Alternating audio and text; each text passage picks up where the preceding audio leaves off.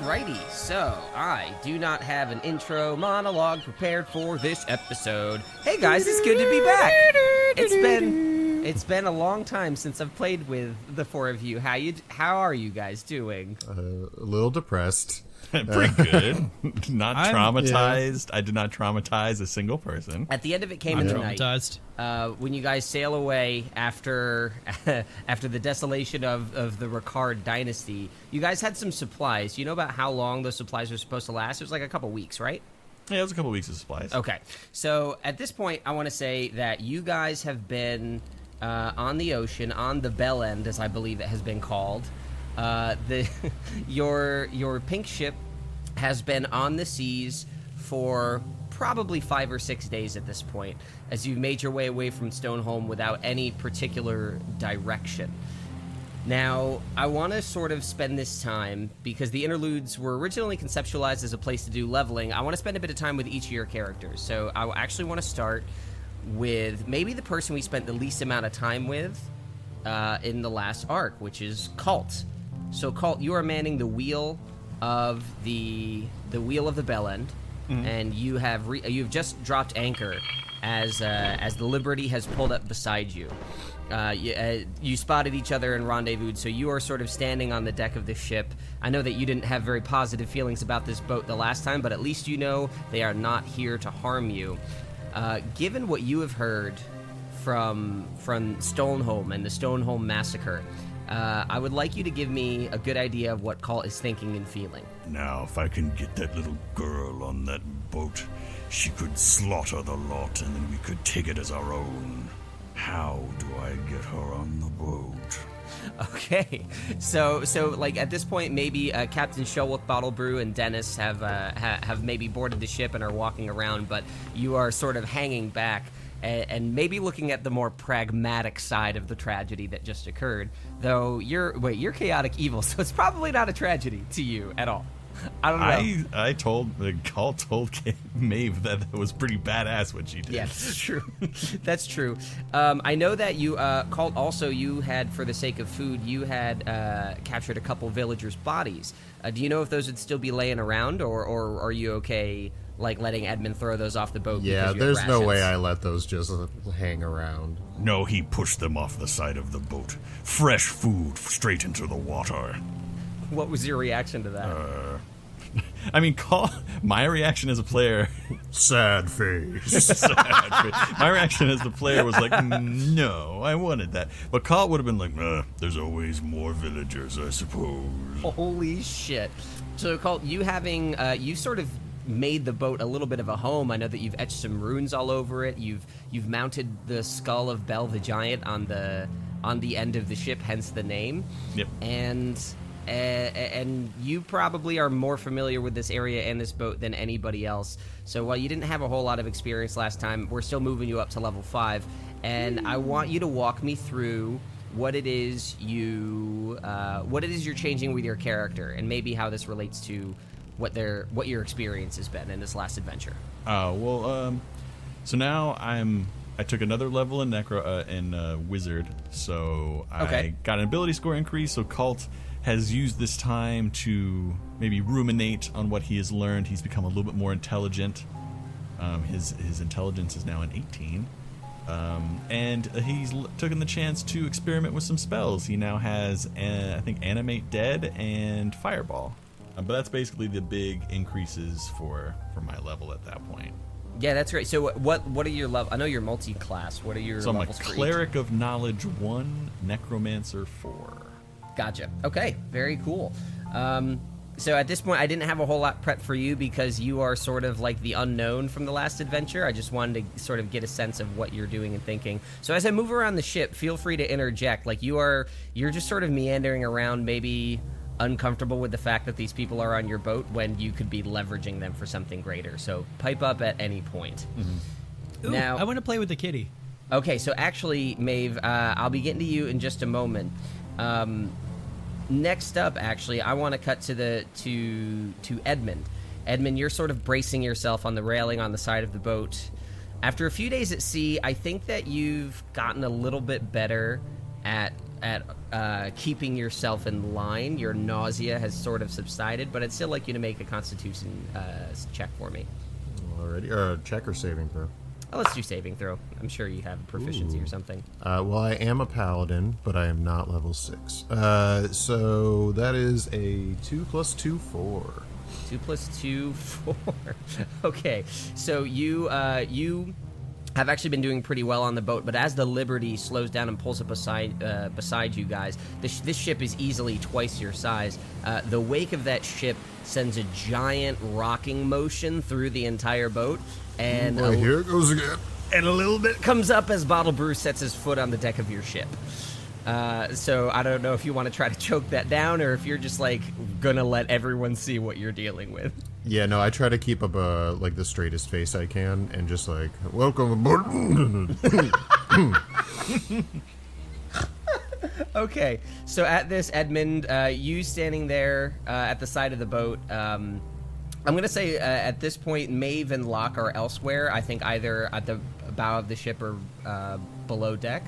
But so Shelwick Bottlebrew, he sort of like makes his way over to you and says, it's been at least a fortnight since I saw ye last. How have you been holding up here on the high seas, sir? Could you remind me of your name? I come across so many adventurers. Sir Edmund Montgomery Blackwood, it is a pleasure to make your acquaintance. Blackwood, the name of a bastard. Well, you have no enemies here on the ocean. I grip the hilt of my sword, and I just like tighten my grip on it. Cool. At this, I think, well, obviously you don't enjoy what he just said. You probably understand that it's kind of like someone from who's born in the 50s using an insensitive term. Like, they think that they're saying something fine, even though they're definitely not. Like, he gives you some dap when he does it. Oh, my bastard. I speak little jive. So he basically, he walks up to you and he says, the ship looks like it's holding up well. Yes, our beloved crewmate here has made some modifications since last we met. All right. Yes. And I just like glance over to the giant skull affixed to the front of the boat. Well, it's on the helm. It's on the helm where I'm steering from. Oh, gotcha. So I pictured it like a mermaid attached yes, to the so front. did I. That's what I thought. Okay. I'm keeping it close. Okay. Now, at this, Dennis, the sort of androgynous elven woman, Dennis, yes, he. The menace. They are Nice. walking. They've just come upon the ship as well, and aren't really engaging with Blackwood the way that Shelwick is. Actually, Dennis, they kind of walk over to the helm where the skull is, and are like sort of staring as it puzzledly. Colt, I'm guessing you're right behind that, so you're watching Dennis do this? Yes, enjoying my handiwork. I took some time to decorate the skull properly. Dennis sort of raises one eyebrow and says, fascinating, and reaches a hand out to like sort of brush her hand across the face of the skull, which has etchings in it, and the skull gives like a little like a chomp. Yeah, the Colt's smiling the entire time as he sees this happening. And basically, Dennis, like, face doesn't change, but like leaps a couple feet backward. As Wait, I don't the get to skull... roll an attack for the skeleton?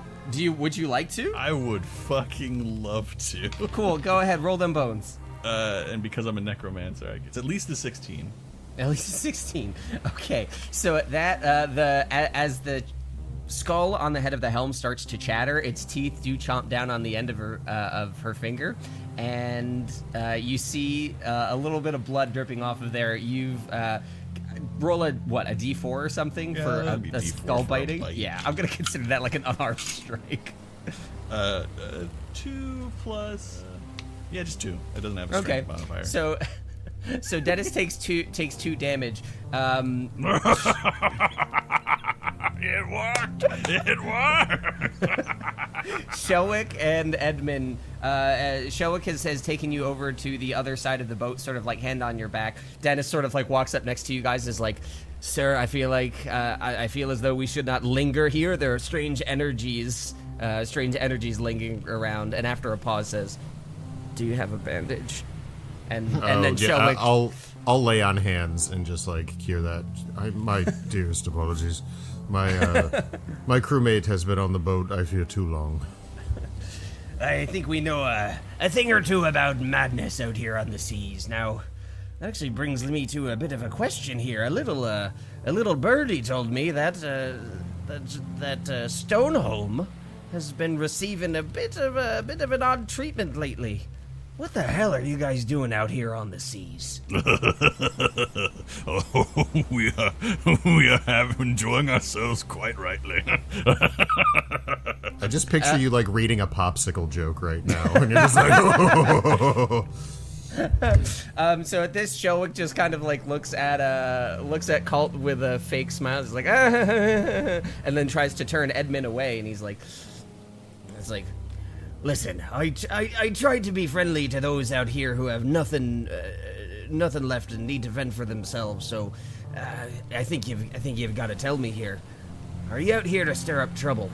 Because I ain't got no room for that here on the seas. What are you doing? We've never had the intention of sort of making any trouble, well, with the exception of the cackling buffoon over there. But we... I promise you, our intentions are good. We're just trying to find a home for this young woman. All right. Well, if you're trying to find a home here, are you looking to get back to the mainland? Are you looking to set up shop? Because if this is how you guys are going to be running things, I have to say, regardless of what I'm doing, plenty of folks and spirits out here that are going to try to sink you straight to the bottom of the ocean. Well, they shall not do so easily, I should say that. Don't mistake us for some petty little people on a boat. We are capable, and we are going to make our way probably back to the mainland eventually. I think it's a more stable place to raise a child, but it will not be without its challenges, for sure. and at this he sort of bites his lip, strokes his beard, and looks up a bit wistfully at the horizon and says, Blackwood. I know a thing or two about the name. You hail from Elan, is that right? Yes, that is correct. You know of Elan. I'd say that you and I have a bit of a shared ancestry. And if you hold the values of that place as closely as I do, this must be turbulent times for a mind such as yours. I pull back like a part of my cloak. That sounds weird. And I just I show. You hear a thud as it hits the deck. Sir Edmund the Flasher. And I just I show him the crest of the Order of the Golden Bark. And he basically smiles at you and says, The death of so many must weigh heavily on a mind such as yours. Trust me, it won't be the last time that tragedy strikes at the heart of who you are. he puts his hand on your shoulder, and he says, It will take everything inside you to be resilient and be strong. But you're right, that lass needs you. So promise me that you will do right by her and by this ship. I've sworn so to myself, and there's no bond I'd be less inclined to break. okay, cool. So the, hold on, wait, where did I put it? So Colin, I also want to make a note. I'm going to collect whatever little bit of blood from that woman, that elf, and I'm going to keep it. Okay, you get your CSI cotton swab and then take it right off the deck. Can I turn to the captain, and I just want to say real quick, if you really, truly have good intention and you'd like to be friends with us and hopefully help us on our journey here, I think what we'd really need is something to combat nausea. Do you have like an echinacea or like a mint or something I could borrow? He pulls a bottle of Pepto out of his pocket. No, he basically says, Well, you guys are on a bit of a small vessel here. You're gonna feel every jolt that the ocean has to offer.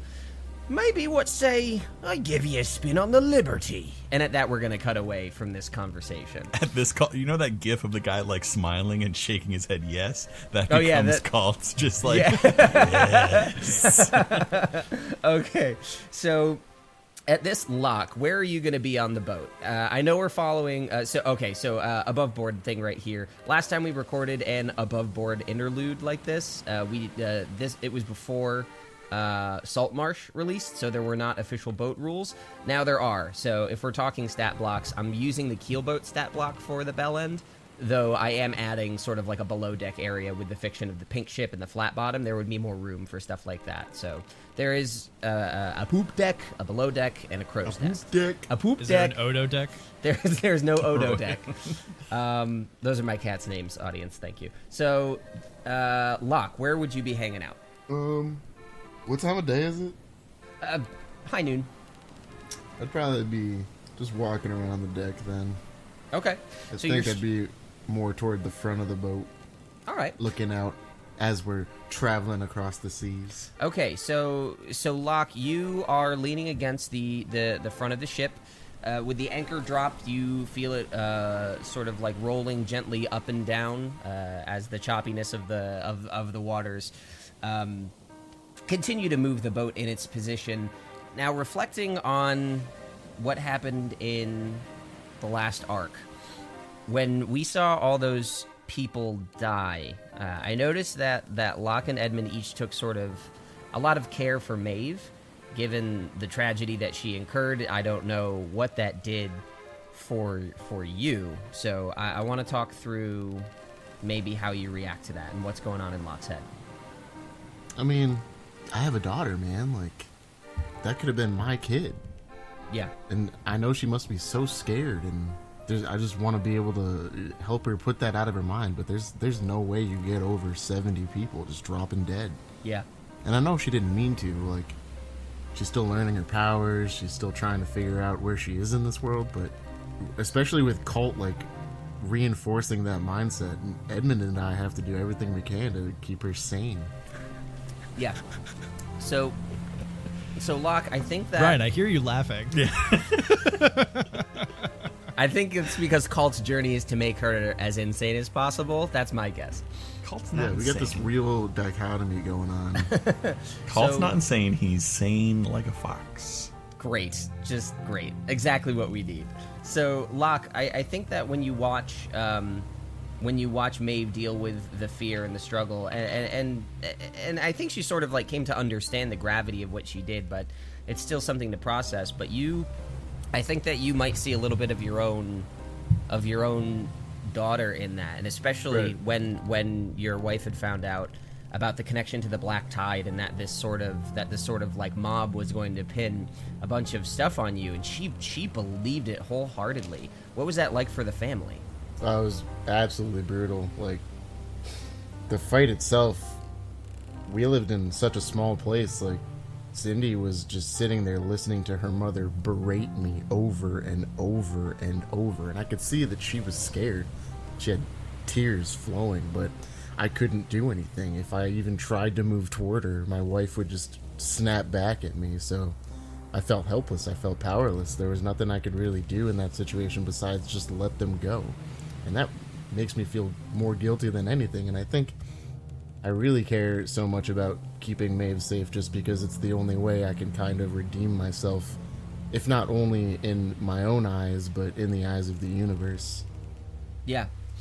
No, I think that makes a lot of sense. So, and Josh, I'll get back to you with this too, but so you're sitting there, and as you sort of reflect on this, we're going to be moving up to level 5 as well. That's sort of what the lasting effect of this episode is, but considering your resolve to ensure that people like Cindy never get hurt and that you can protect these people in your life, we're moving you up to level 5. What's changing? What are we doing?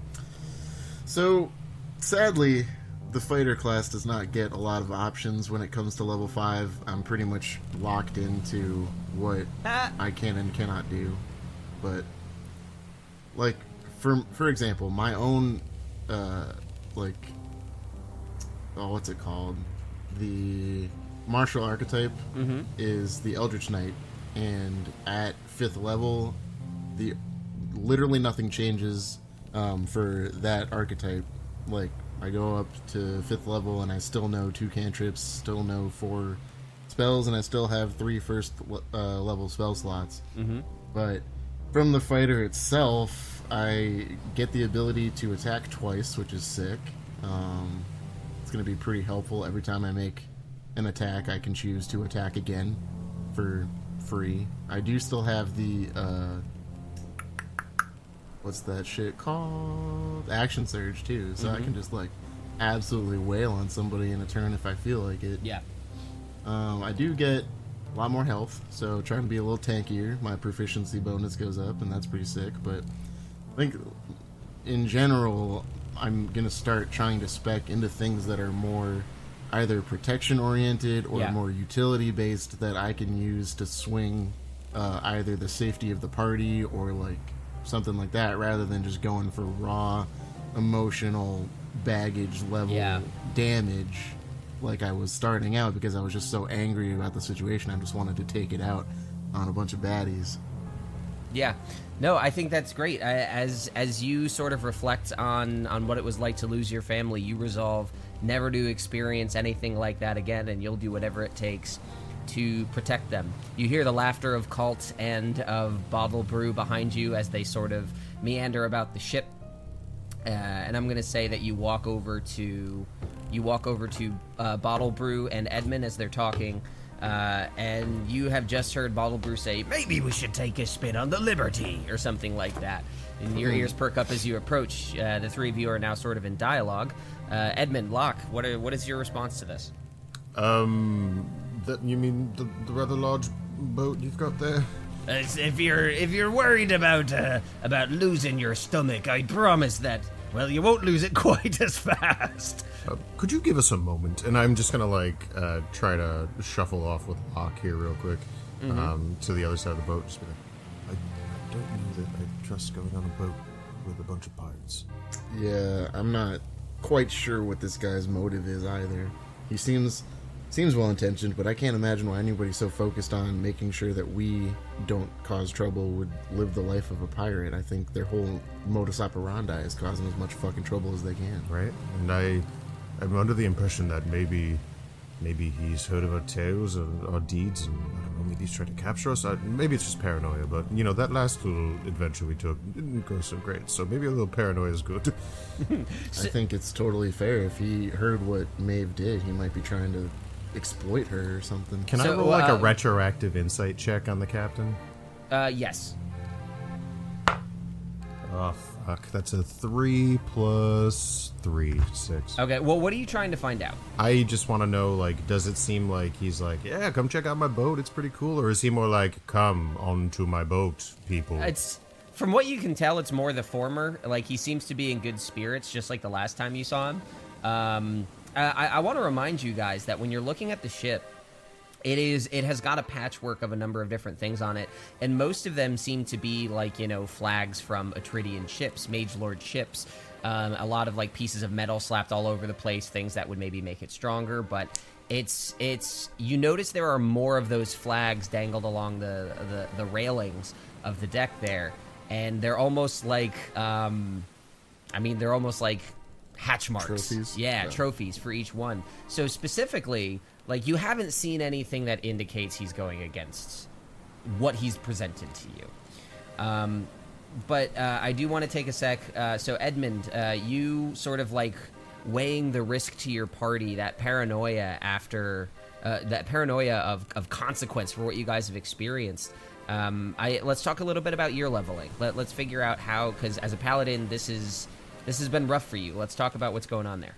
Yeah, so Edmund's going through a little bit of a crisis of faith at the moment. He's just trying to reconcile how to protect somebody so innocent when they're capable of such destruction, and really what the best course of guiding her and her interactions in the world are.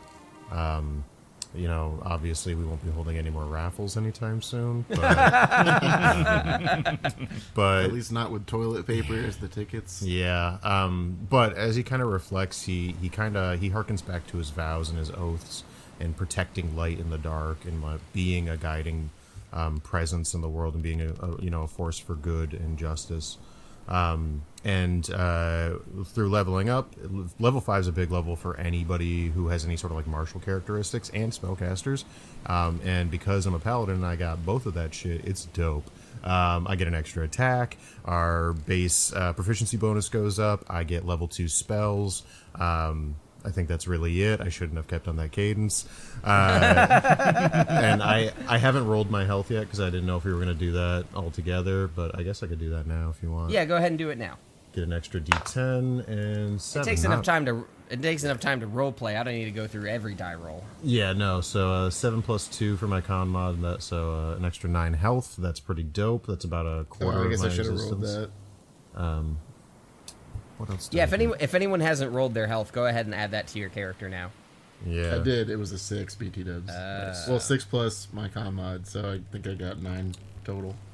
And the other thing too is next level is the big paladin level. So look for that above board because that's my favorite trait that a paladin gets is level 6.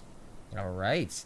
Now, with all of this in mind, we're gonna shift gears to Maeve. Hello.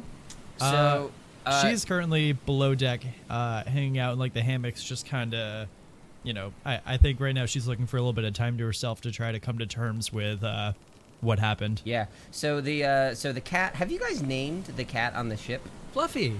Okay. Is a cat on the ship?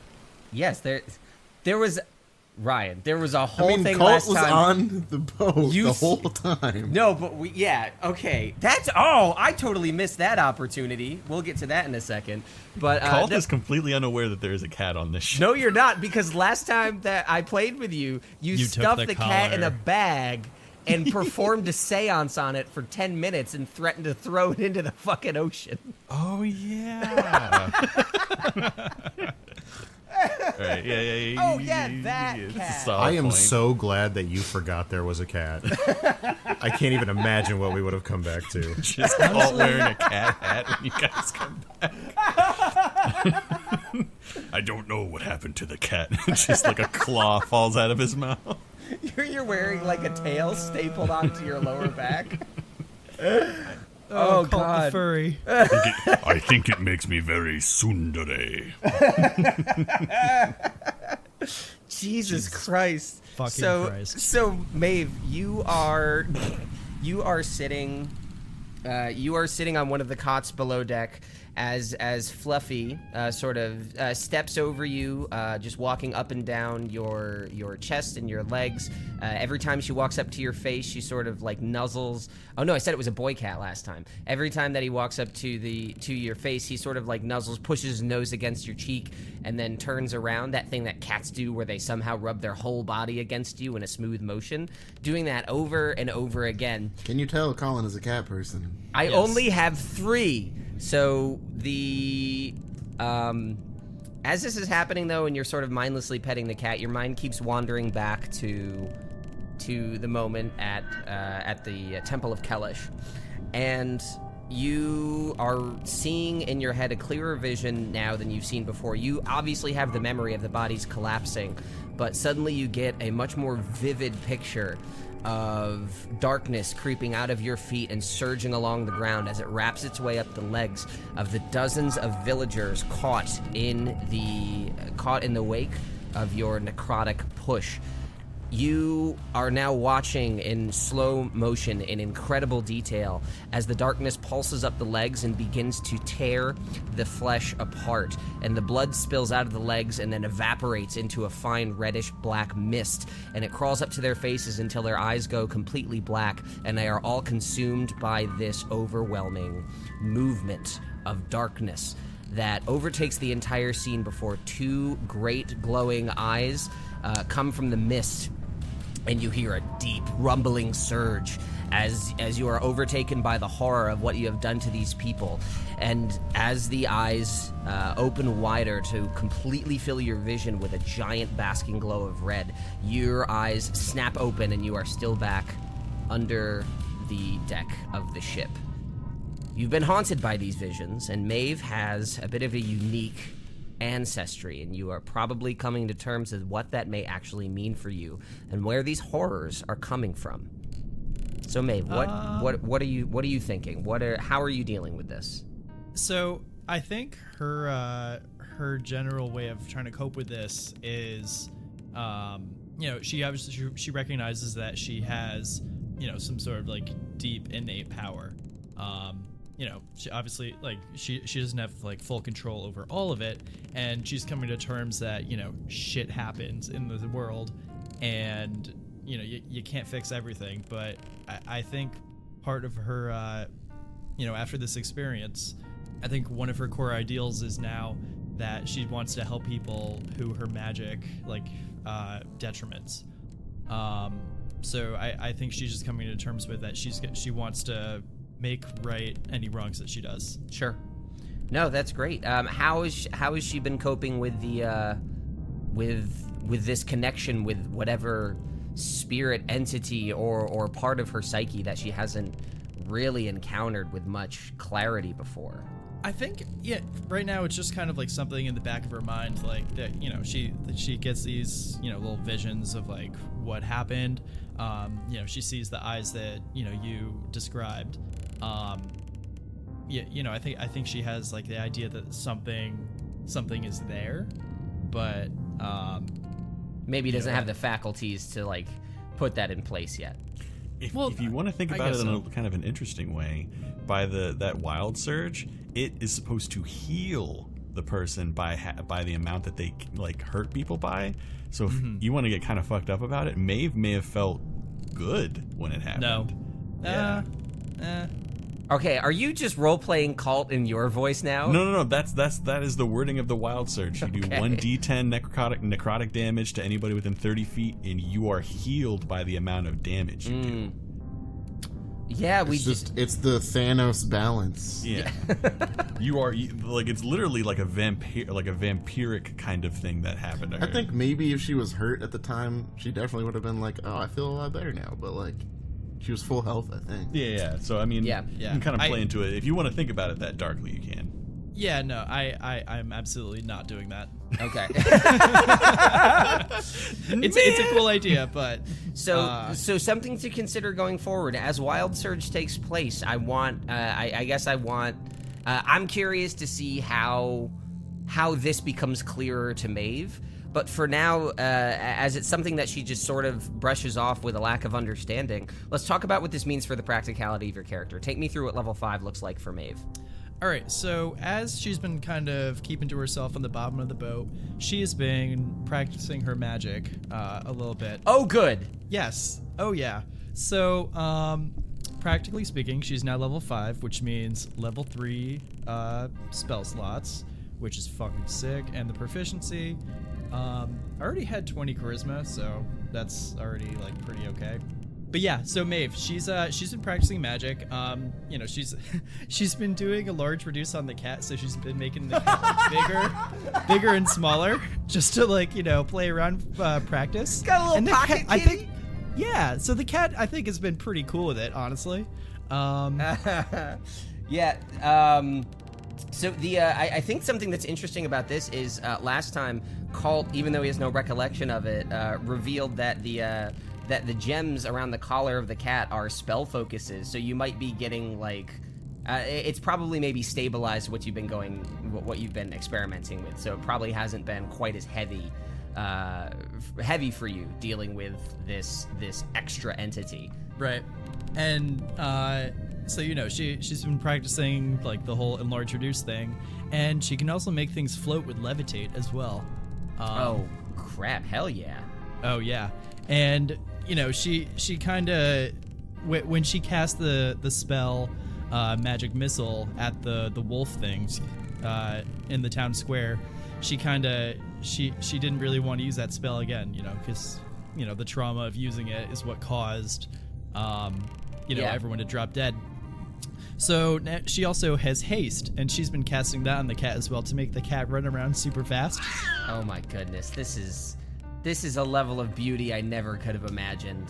Since Maeve has been casting all these spells, does she have to roll for wild magic? Yeah. Well, again, I'm gonna say no because I'll roll once. Just for shits and gigs. Okay, yeah, I'll say let's do one wild magic roll. I did just give the justification of the spell focuses, but let's do one.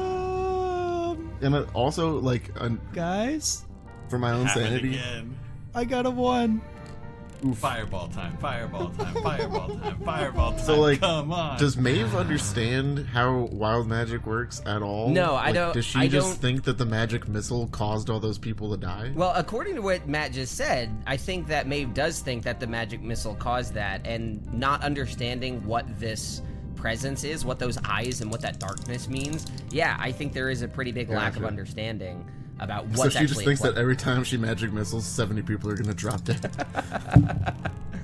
Let's see what we got here. No, it's not fireball. Damn it. Sink the ship. Sink the ship. I cast fog cloud centered on myself. Okay. Okay. So as you wake up from this horrible vision, you return to your pastime, your sort of coping mechanism of playing magic with the cat, and and as you do, the folks on top of the ship, they're standing there. Locke and Edmund, you've returned to Bottlebrew to ask him about the ship, but before you can say anything, a bunch of just steam and fog pours out of the grate in the floor, and y'all are like, "Oh God, what's happening?" I'm just gonna have the three of you, Kalt, Edmund, and Locke, all make an insight check. Can I maybe do an Arcana check? Yes, you can. While they're doing that, Maeve is gonna kind of go through the fog and try to work her way upstairs with the cat in hand. So I got a 3. Okay. Dirty 20. 7 plus 10, 17 Arcana check. Okay, so 17. Okay, so Locke, you're thinking, oh God, we got to get off the ship. What the fuck's happening? We're sinking. Your fake accent comes back as you try to be tough, and at this, you hear a couple of the folks on the Liberty also start to go, "Oi, what's happening down there?" and everything like that. Before Edmund and Kalt, you guys are all both able to raise your voices and say, "It's just the girl." And then at that point, Maeve comes out of the fog. It's kind of like her entrance at this point. Yeah. She's owning it. I'm sorry, I didn't mean to do that. And then The girl loves a dramatic entrance. she as she steps out of the fog, you each see a 3-inch kitten sitting on her shoulder. And she steps out of there, and it's getting a little hard to breathe. And then Bottlebrew says, sort of waving his hand in front of his face, says, I think it's time that we sort of be on our way here, And before he finishes his sentence, you hear someone from the crow's nest of the other ship, of the Liberty, very far away, say, "Captain, we see a ship on the horizon! It's the Crown Galley, what do we do?" And then Bottlebrew sort of smirks. He's still coughing a little bit, but he smirks and looks at you guys and says, "How would you all like to do a little bit of hunting?"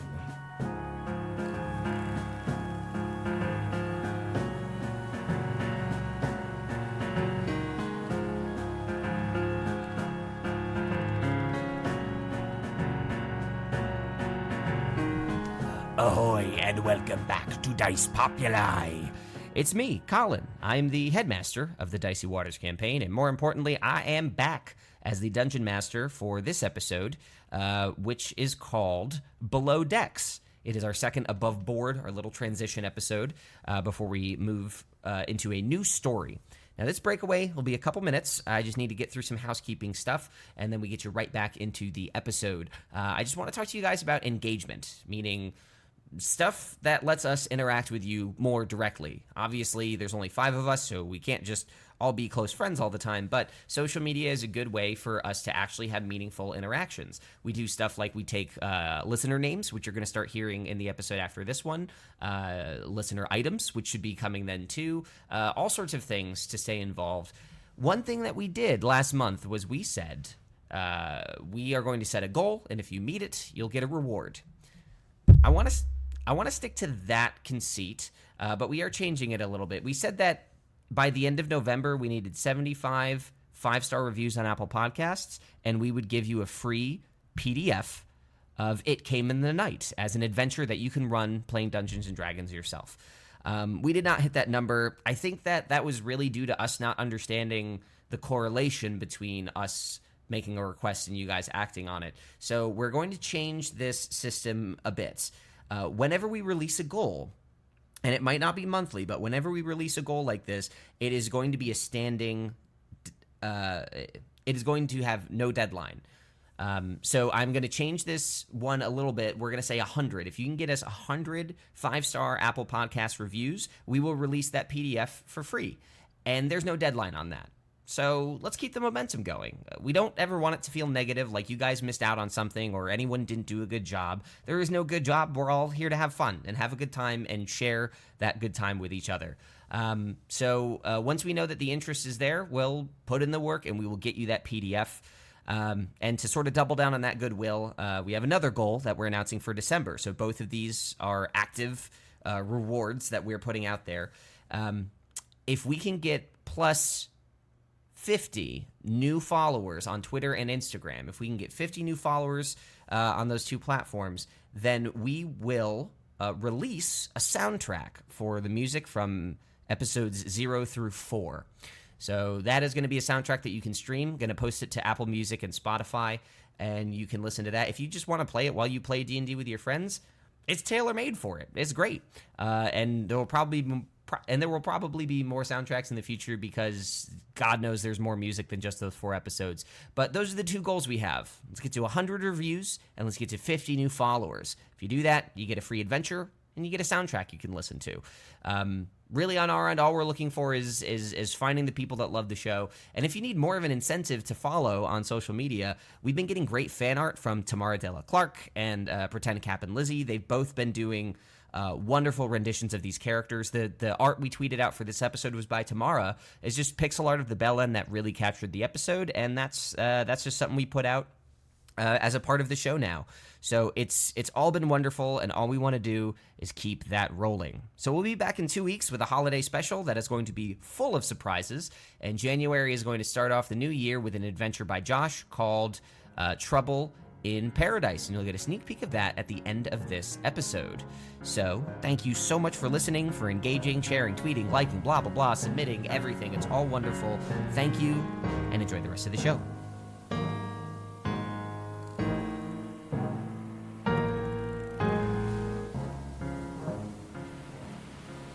How would you all like to do a little bit of hunting? Hunting what? The ship. I figured that would be pretty apparent from the sequence of dialogue. Colt scratches his head. Passive-aggressive Colin in character. He's smart, but he's not wise. Yeah, that's fair. So basically, Bottlebrew is extending an offer to take you guys on a joyride while the fog clears to go participate in the hunting of a crown galleon. You can imagine. But what happens when we leave our boat and nobody's on the boat? I mean, somebody comes and takes our boat. I mean, it stays there. That's, I suppose, a risk that you'd have to take. Just do you? Is there a way we could tow the boat behind his boat? Now, Okay. Look, I don't want to be a stick in the mud, but I'm not much for hunting people. Okay. We're not hunting people, we're hunting a boat. Boat full of people. Colt goes, A boat full of people. Yes, yes. 2 very different line reads there. Holy shit. So Bottlebrew is sort of like, as ropes are being thrown back down from the Liberty, he's being pulled back up, and he says, Adventure awaits, fellas! Do what ye must, but I think we're gonna have a grand old time! and then he starts screaming commands to the ship as it starts to sort of bustle, and you hear the clanging of bells and cheering and like people shouting shanties. So all 4 of you, what do you do? I just lean over to Locke and I just go, those people are fucking crazy. They're really crazy, but it might be fun. Colt checks his tinderbox. Sorry about the fog. I was practicing my magic down there, and I didn't really expect that to happen. Well, that's quite all right. The fog could be very useful if we need to make a handy escape at some point. But I was just trying to make the cat float. I wasn't trying to. What you cat? Know. This one. And I pull. I bring Fluffy out. I said, "This is Fluffy." What the hell is that? It's got cat blindness. It's There's a cat on this boat. yes. Don't you remember? You let the cat out of the bag. Shut the fuck up. That's the longest. You couldn't resist. He set up the punchline months ago. It finally happened. A cat. A cat? All right, let's throw it over the side and be done with it. No. See, the cat existed previously in a state where it both existed and didn't It did exist. not because it was in the bag. It was in And the it wasn't bag. until she showed Colt the cat that the cat actually had to die. Existed. Okay, Damn it. so at this point again, you've been made an offer to join on the hunt of a crown galleon. Do you accept? Do you refuse? We can split the party. We can, if you want to try to tow the boat, we could try. What do you guys want to do? I'm gonna drab everybody until I go. Oh, come close, come close. I believe we should get the girl on the boat so she can kill all of the pirates, and then we can have a larger boat.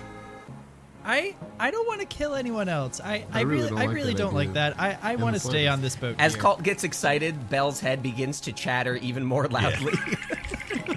But think it would be a bigger boat, and we would have, God, at least a couple of bodies we could play with and mess around with. There are a couple dozen people on the ship, by the way. We are massively outnumbered. We probably don't even know how to fucking sail that boat. Yeah, but I mean, she killed. Just, if we kill everyone, we won't have enough And- hands to man even the sails.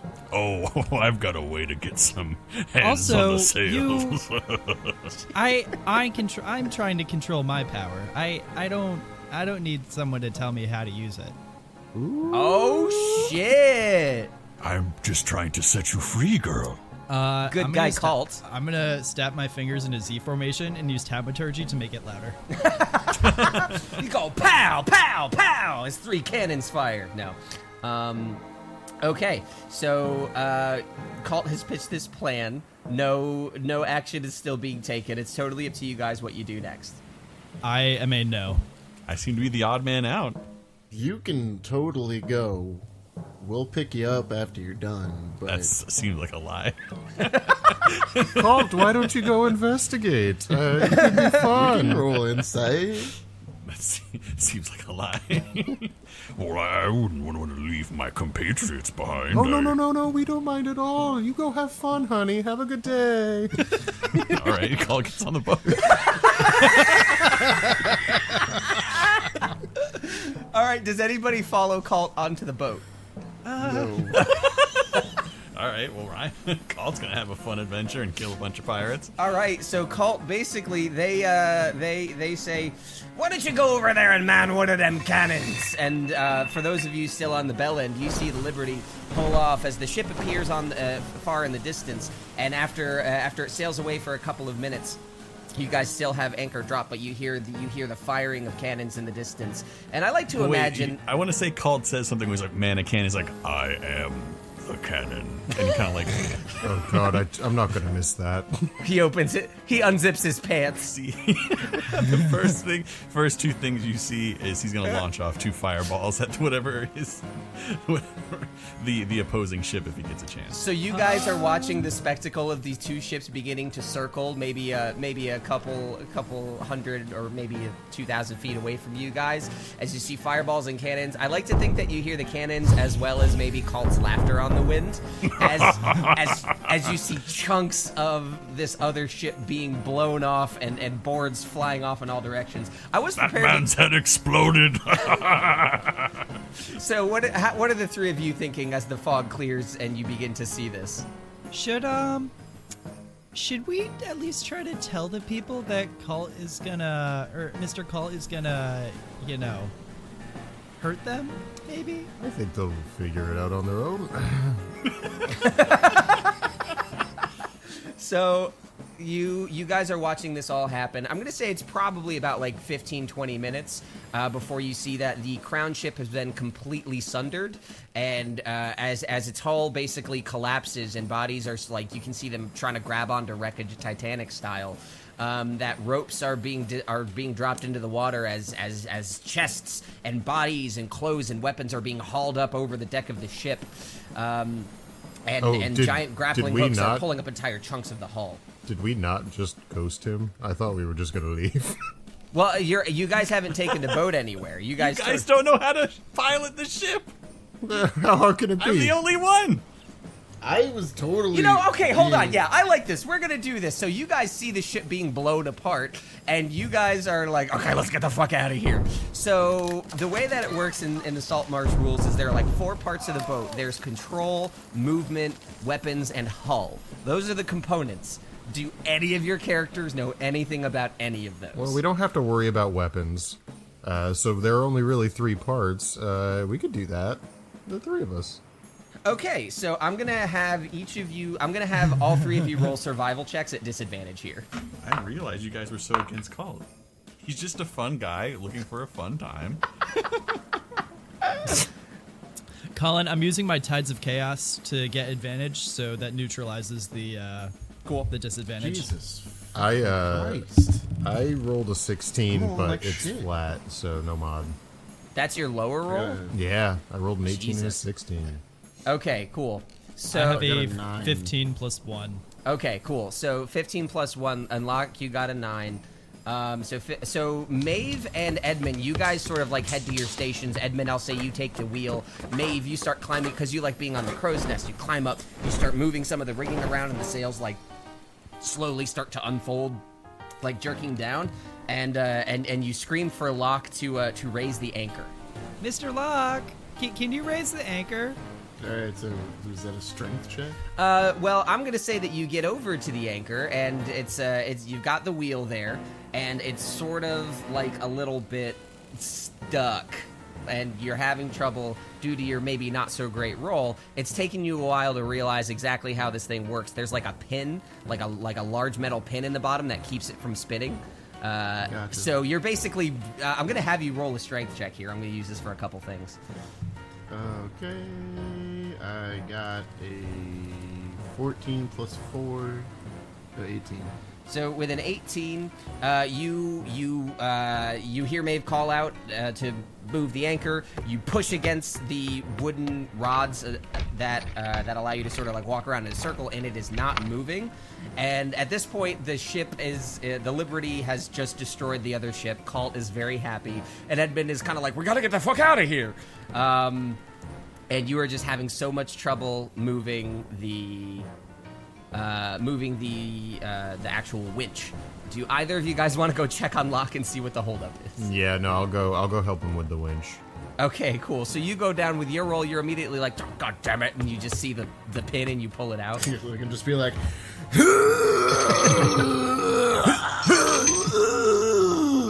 like that's just all Locke is doing is groaning and grunting against the fucking wheel. Yeah, and I'm just kind of watching everything from the crow's nest, just kind of watching the I ship guess battle? The battle. Yeah. Yeah. She 'Cause uses I've magic never to seen- create some popcorn. Just Yeah. I can't do that, but I think the cat Roll and I for were just salty kinda snacks. watching. That's a druid thing. That's the truth. Okay. That's a 2. Really? Well, they can make like what, like little food. They can like grow food and stuff. So after maybe like 2 or 3, after several minutes, I think, of getting the sails down and getting a feel for the wheel, you guys, Edmund, you go down and you pull the pin out of the thing. Locke handily raises the anchor. At this point, you've been at this for almost 10 minutes just to get the boat underway. And you guys start to move with the way the wind is taking you, and it's not going super smoothly as you sort of are trying to turn the boat around. We should try to get those people out of the water. I mean, who knows what's in the water? That's great. You're also instincts. actively seeing like these bright bolts of fire hitting people, struggling people in the water. So Maeve. Maeve, dear, I think we need to just let those guys swim. Your heart is in the right place, child. All right, do you guys try to go to or away from the wreckage of the crown ship? I think because that's where their attention is focused, it's probably most prudent that we go the opposite direction. Okay, so you do exactly that, and Kalt, you are on the bow of that ship. You're not pulling things out of the water yourself. You're maybe standing up on the prow of the ship, just like laughing over the destruction you've caused. Well, I'm also shooting any survivors with Yes, fireballs. okay, totally. Okay, yes, you're doing that too. Yo ho, blow the man down. He's so happy. How could we take him out of this environment? As like puffs of steam come up from the water with each fireball that hits, I'm gonna Or have firebolt, yeah. firebolt. Sorry, I'm gonna have you roll a perception check. He's gonna be so sad. You guys are trying to leave him? Well, you gotta roll the perception check. We all just say nothing. Cool. Roll. Just go ahead and roll the check for me. 15. 15. Yeah. Live you, plus 4. You see the boat trying to turn around as it sort of like zigzags and toddles a bit, like it's really just sort of like barely making a wide arc. You can see that they are trying to sail away. There's a mass. He stops laughing. Come and there's sail this look away. Of disbelief. Come sail What is away. it? It's Captain Bottlebrew. Bottlebrew. Captain Bottlebrew, I believe something something is happening. They're leaving. There must be some other enemies over that way. I suppose. Roll. Okay. Before I resolve this, do you believe that, or are you lying to try to get some help? No, he believes that. Okay. Cool. So with that, I think Low wisdom. Yes. Okay. So Bottlebrew, he's like. He screams to the men, it's like, have we got the plunder? And you hear a chorus of, yeah, a little bit. And then another one says, my shoulder hurts, as he's trying to come up the rope. And My leg? Who's complaining about their shoulder hurting? Just some fucking dude down there who's like trying to pull up some cargo. Okay. I thought it was going to be an enemy combatant. Oh, no, it's just someone who has to haul up a giant chest. Not really OSHA-compliant boat here. So, okay. Bottlebrew, he's like, well, then I say we make our way back. We'll catch him in time, try to... And then as you hear the bells going, as the ship begins to move again, he says, whatever's after them, don't worry. I think we've proven we can take it. I got a question. Yes. You said they were pulling up bodies. There are dead bodies on the deck now? There are some dead bodies on the deck and some in the water, yeah, because they're trying to loot them. Okay, I'm like, I claim 3 or 4 of those bodies. Is that okay? He sort of squints at you like, what the fuck? And I would like dibs on these 3 bodies. Not for any particular reason. I would like dibs on these 4 bodies. And I kind of like nudge him with my foot. And then Bottlebrew sort of laughs and says, listen, once we've got their loot, you can do whatever you want with them, you sick fuck. And then the boat continues to move onward at a much greater pace than the Bellend. So on the Bellend, the 3 of you, Maeve, you notice that they are catching up to you pretty quickly. You can hear Kalt singing on the wind. Yo, oh, blow the men down. It's just he's so happy. It's like when you bring a dog and it meets another dog, and then the dogs are so happy. You're like, how do we take him away from this environment? I'm gonna use thaumaturgy and yell down. Hey guys, I think he's coming back. We should probably just hang tight for a second. Do Locke and Edmund respond, like, cooperate? I mean, I think we would be like, oh yeah, sure, we will, and then just keep trying to like figure out how to fucking just steer the thing. Yeah, no, I'm just gonna turn. Okay, if we just violently throw the wheel to the side, they're such a large ship. It could possibly have the agility to swing around. Okay, so you do exactly that. I'm going to actually have you make another Constitution save. This one is going to be a disadvantage because of how hard you're jerking the boat. 11 plus 2, 13. Okay, so you are overcome with a wave of dizziness. It doesn't quite make you like yerk like you did before, but you are really having a hard time keeping your head straight as the boat tilts 30 degrees sideways and begins to jerk around in a giant arc. I'm gonna have Maeve and Locke also make dexterity saving throws. Let's go, bitch. Crit fail. Maeve, Oh. dex save. Oh, I'm sorry. God damn. Ooh, that is a 13 plus, I think I have a 2. So Maeve, you're up on top of the crow's nest. You Oh, slide 13 plus 3, 16, sorry. You slide sideways and you slip between the sort of like posts on the banister, but you grab on pretty easily.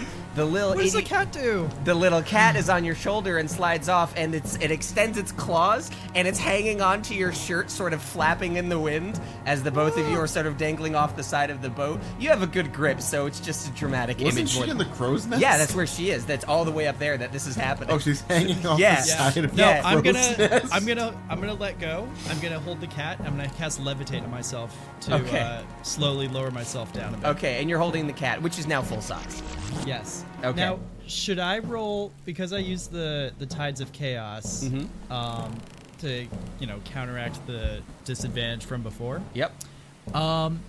Anytime you use this feature, the DM can have you roll on the table immediately after you cast a spell.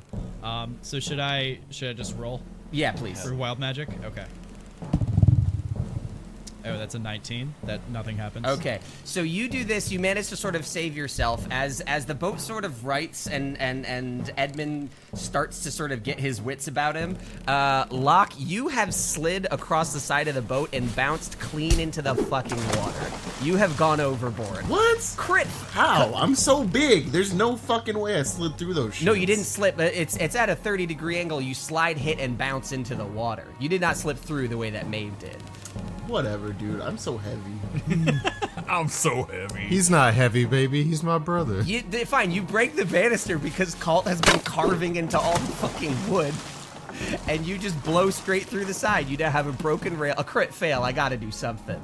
You fly straight into the water. I understand that, but I feel like I should have a chance to grab the side as I'm slipping. That was the deck save. I thought the deck save was to not slide at all. No, you got. That should definitely not be a dex. That should be a I strength. rush over and I try to release the pin and drop anchor as quickly as possible.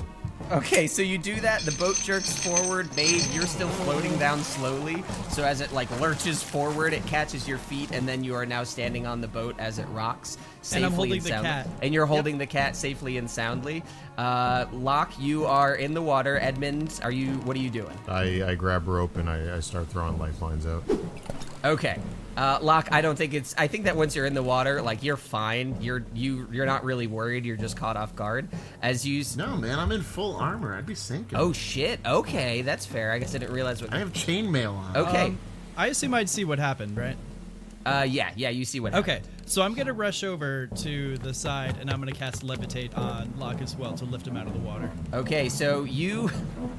Does levitate have like a weight restriction or anything? You're not more than 500 pounds, are you? How much does chainmail weigh? Not 250 Not that pounds. much. Yeah. So It's yeah, like 50 pounds, I think. yeah. I think that you're fine. You're getting pulled out of the water and sort of like floating in the air as Edmund is like pulling you in by the rope, and you're sort of like just ethereally floating as those 0 G's happening, being tugged by. Don't this worry, Mr. Locke. tether. I'll save you. So at this, as you're about to grab the broken part of the railing to pull yourself back on the ship, you are overcome by a shadow as the sails of the Liberty once again pull up right next to you as Kalt is laughing at you from the bow of the ship. Oh, he wouldn't be laughing. He'd be like, Oh, somebody get in the water. He's fell. Okay, so Somebody. So you have now people rappelling down the side of the Liberty, I guess, to try to help you out of the water as you float between the two ships. He can only move up and down. So if somebody wants to throw him a rope, like, he could kind of pull Edmund's him over and then I'll let him down. Edmund is trying to like throw ropes at him to pull him back. Yeah, in. no, I've got like a little lock balloon right now, and I'm just like kind of pulling him in. Okay, so at this, you guys, how long does levitation last? Oh, it's like a minute. It's a minute. Okay, so you pull Locke back over the edge of the ship, and then he thunks back down. Kalt, Nope. you would. Levitate slowly brings him back down on his feet. Okay, then he's slowly let down on his feet with a tiny thunk with his heavy armor, and Kalt, you and Bottlebrew descend back down to the deck of the ship. Kalt, you've been reunited with your shipmates. What do you do? My allies, is everything okay? I was worried that some ship was coming in the distance and you were being attacked. Yeah, We wanted to see. we saw a shark. We took evasive action. Roll deception. should I roll an insight? Yes, please. 12 plus 4, 16. Ooh, I got a. Crit fail. I have a natural 10. What the fuck is this bullshit? No, it's +1, so 11. Okay, I'm gonna roll for Bottlebrew. Okay, Bottlebrew got like a 21. So at this, Bottlebrew sort of like shuts his mouth as his eyes are like darting back and forth between the three of you. With your crit fail, Locke, you're just like shaking your head like, no, don't look at me. And he's just like, raising his eyebrows inquisitively. And Kalt is just so relieved that you guys didn't get killed by the shark. Was it a baby shark? And that's where we're going to leave this tonight, folks. Yeah. Okay, so you guys are reunited. We're not going to do the bounty stuff. We're not going to do the bounty stuff with the Liberty. It didn't go exactly as I planned, but that's okay.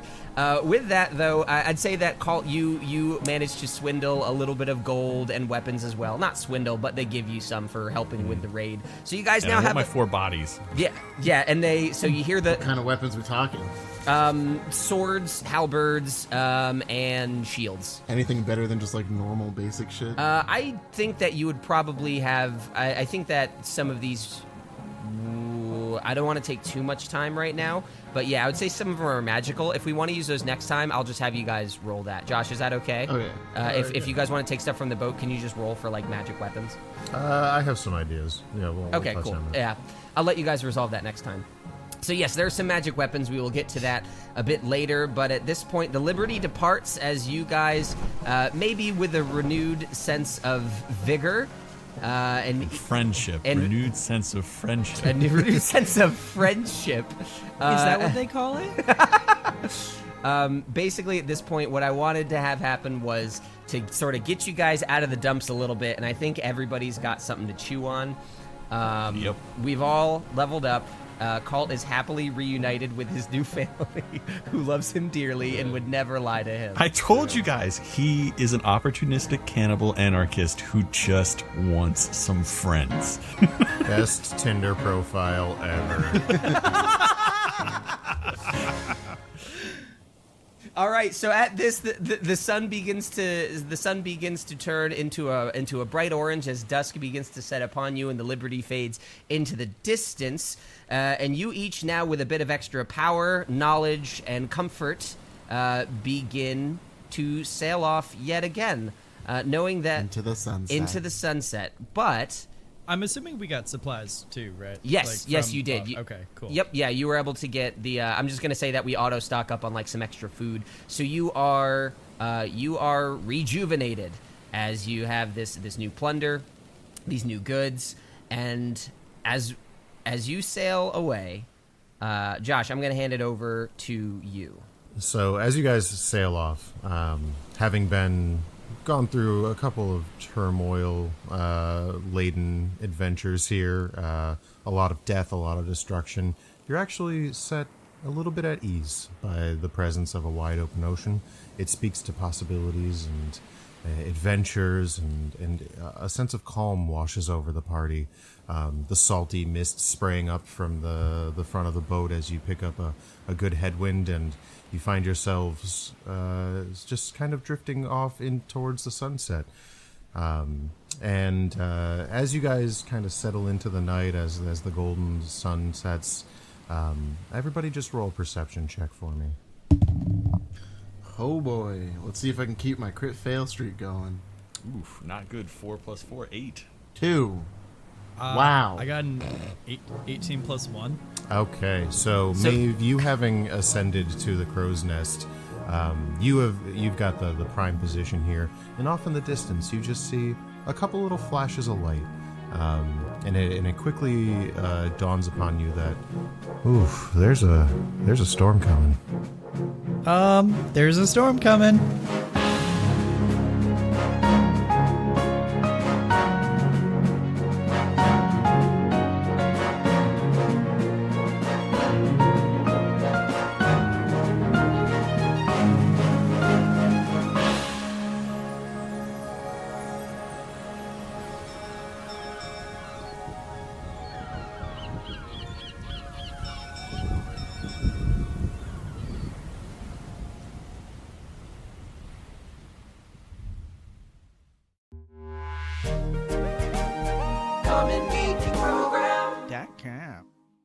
So I have a serious question. Yes.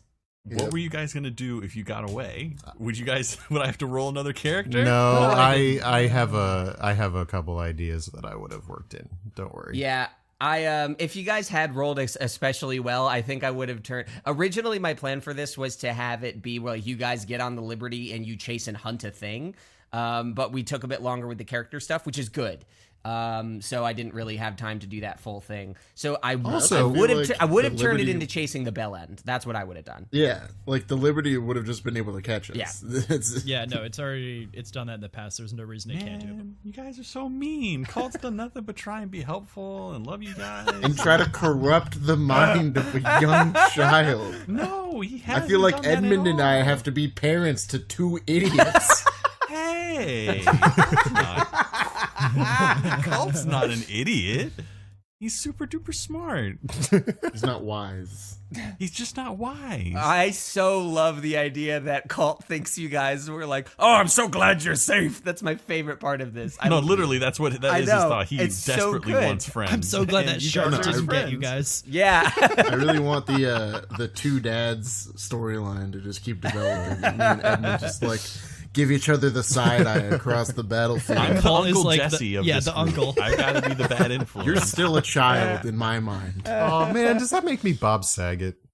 Oh God! Oh, you are wait, Bob. That's better than Saget. being Joey. I would don't also wanna like be to Joey. just formally apologize to Mr. Bob Saget. I actually think you're kind of funny. I'm sorry if I've offended you in any way.